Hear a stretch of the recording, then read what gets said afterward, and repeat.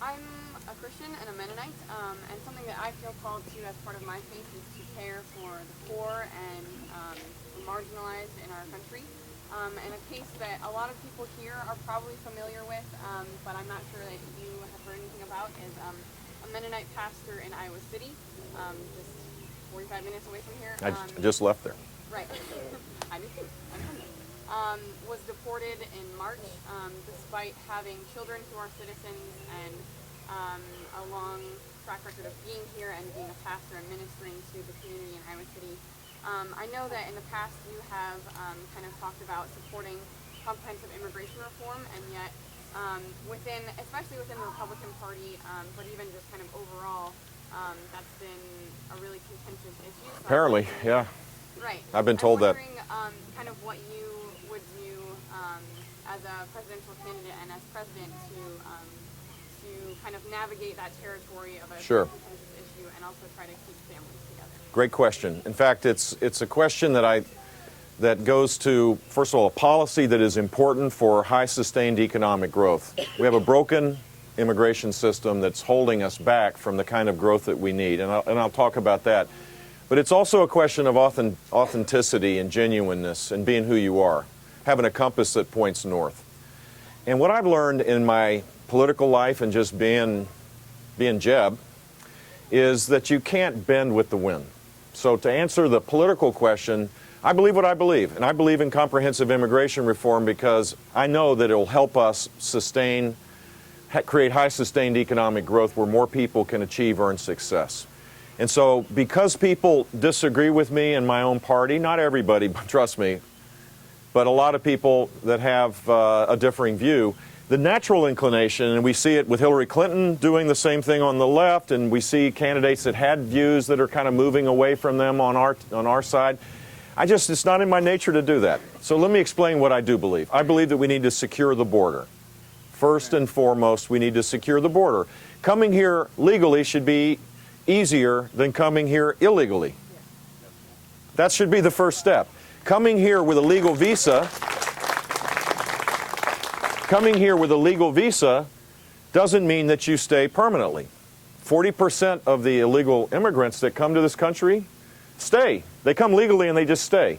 A great nation ought to be able to know where those folks are. There's all sorts of reasons why that's the case, and we ought to have a system where the rule of law applies. We need an E-Verify system. We need a lot of things to create an environment where people are confident that our legal system is working and that we're containing the number of people that come illegally. But we shouldn't stop there. There are kids that are U.S. citizens whose parents are here illegally, and in fact, some of them showed up at my kickoff to protest. I think we ought to deal with DREAM Act kids, that if they've been here for an extended period of time, they have no contact to their other countries, they ought to be able to earn citizenship. And their parents over time, if they pay a fine, if they work, if they don't receive government assistance, if they learn English over and they get a provisional work permit, over a period of time they can get legal status. But it should be earned. It's not amnesty when you do it that way. We need to expand the number of people that can help us grow economically.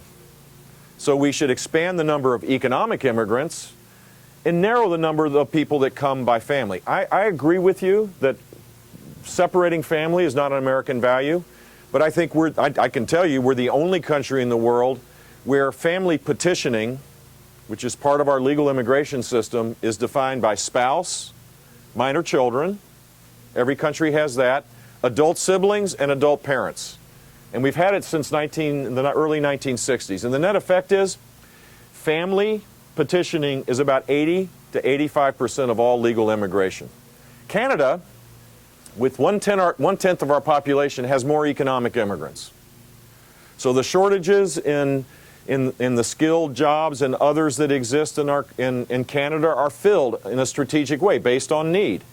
They have more economic immigrants because they have the narrow definition of family. So I would narrow the number of people coming by family, eliminate the quota system, and then have a strategy that brings people in that can create economic activity. Imagine having the possibility, anybody here a football fan? Having the Bears, okay, college, you can't do that. This is a pro, I'm giving you a pro analogy, so that won't work. Imagine having the first 500,000 first-round draft picks every year, because the promise of America could bring the best and the brightest that would add value to our country and create opportunities for all of us. So I'm for comprehensive reform because I think it's part of who we are as a nation. It's part of our success. It's also part of the way that we could create high sustained economic growth. The final thing I'd say gets back to the question of education. The reason why America is so successful in immigration is that our national identity is based on a set of values, a set of shared values. And the minute we stop sharing those values, we break up in our disparate parts. And it doesn't work that well when we do that. So reestablishing what those shared values are, and so when people come newly arrived, they should embrace those.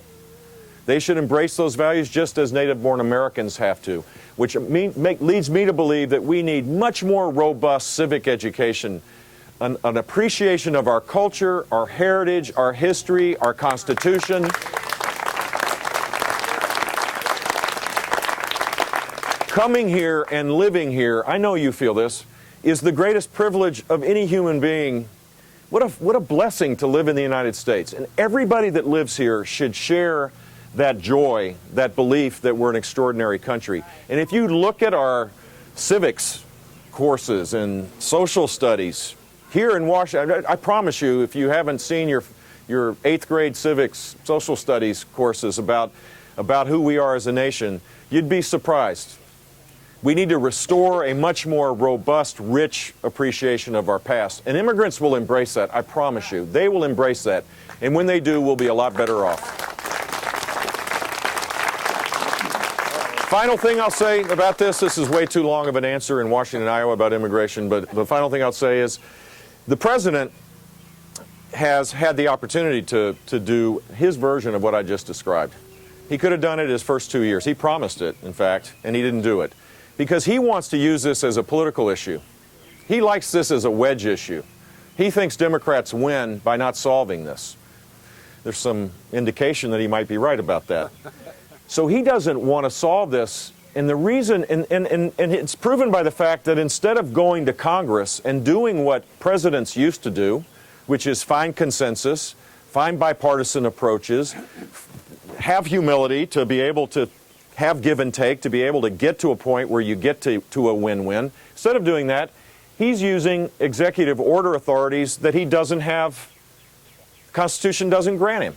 He's doing this as it relates to the DREAM Act kids in an unconstitutional fashion, and the courts will prove me right.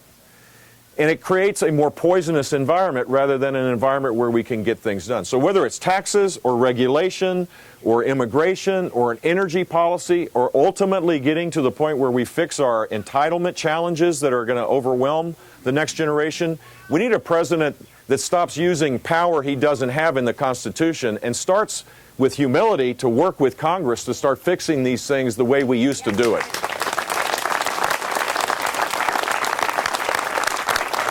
Okay. Yes, sir.